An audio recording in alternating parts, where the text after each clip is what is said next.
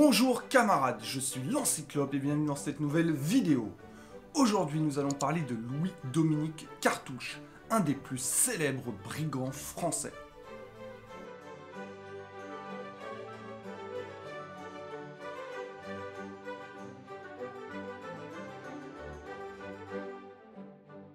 Louis-Dominique Cartouche est né en 1693 à Paris. Son père, allemand, a d'abord été mercenaire dans son pays, avant de devenir tonnelier et valet en France. Son nom de famille était Gartosion. Son nom a ensuite été francisé en Cartouche. Et heureusement.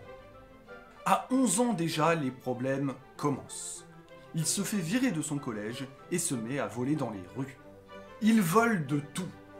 Bourses, tabatières, mouchoirs, boîtes à mouches, bonbonnières ou garde d'épée. La même année, son père le surprend en plein vol et souhaite l'envoyer dans une maison de redressement. Cartouche décide alors de s'enfuir du domicile familial. Il rejoint ensuite une bande cigane jusqu'en Normandie et apprend les tours de cartes et les manières de commettre des petits larcins. Il met en pratique son apprentissage en volant du vin et de l'eau de vie. Cartouche commence à se faire une petite réputation, et une bande va se créer autour de lui. Il sera aussi informateur de police, avant de s'engager dans l'armée. À la fin de son service, il recrute d'anciens soldats, et forme une nouvelle bande à Paris. Mais cette fois, fini de rire. Cartouche joue dans la cour des grands. Sa bande est composée d'une centaine de bandits, hommes et femmes, qui s'illustrent en commettant des vols et des assassinats. Cartouche était un homme de petite taille, surnommé l'enfant ou le petit. Et vous, avez-vous un surnom? Dites-le nous dans les commentaires. Ce qui ne l'empêchait pas d'être particulièrement charismatique. Il se fait d'ailleurs élire chef de bande et l'organise comme une armée. La bande devient importante et fait même peur au pouvoir. Cartouche possède ses propres indicateurs et va créer un réseau de receleurs et d'armuriers. On raconte même que le régent Philippe d'Orléans, dont le rôle était de diriger le royaume en attendant la majorité de Louis XV, avait peur de lui et n'osait pas ordonner son arrestation.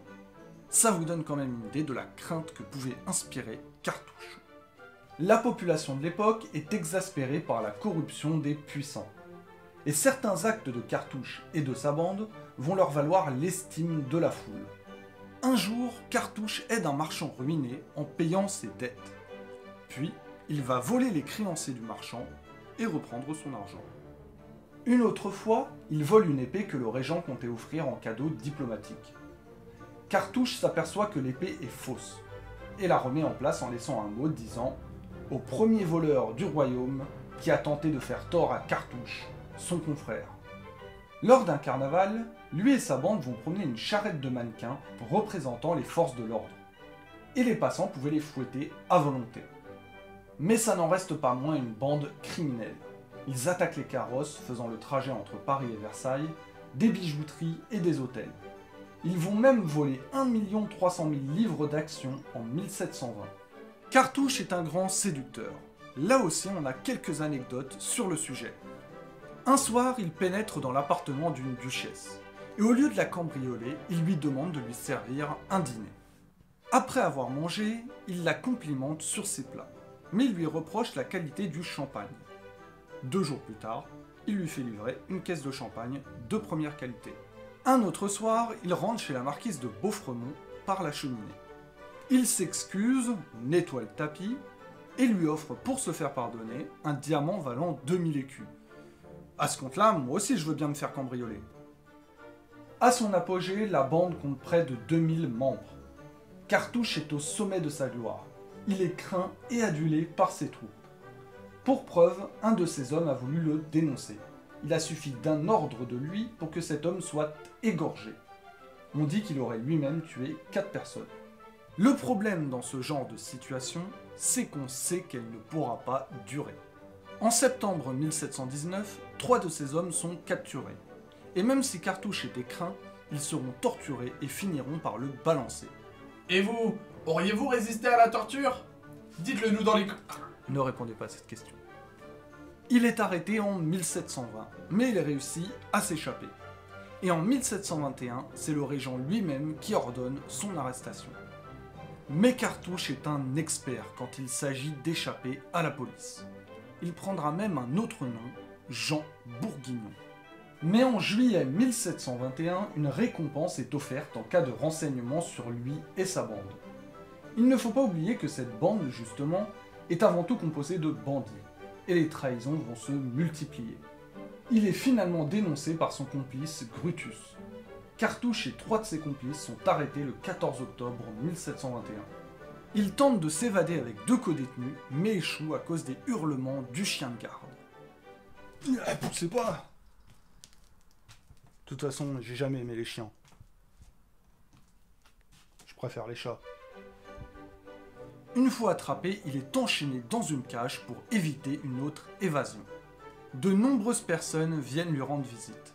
Des comédiens, des grandes dames et même le régent. Il suscite un tel intérêt du public que les autorités décident de le renvoyer en prison.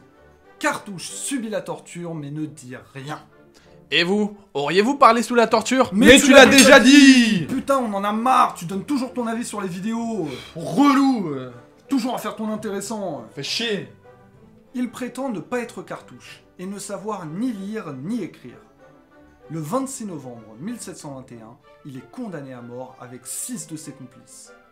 Le jour de l'exécution, Cartouche ne voit pas arriver les membres de sa bande, qui avaient pourtant juré de venir le libérer.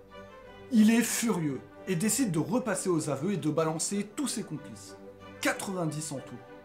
Le 28 novembre 1721, il est roué vif en place de Grève à Paris.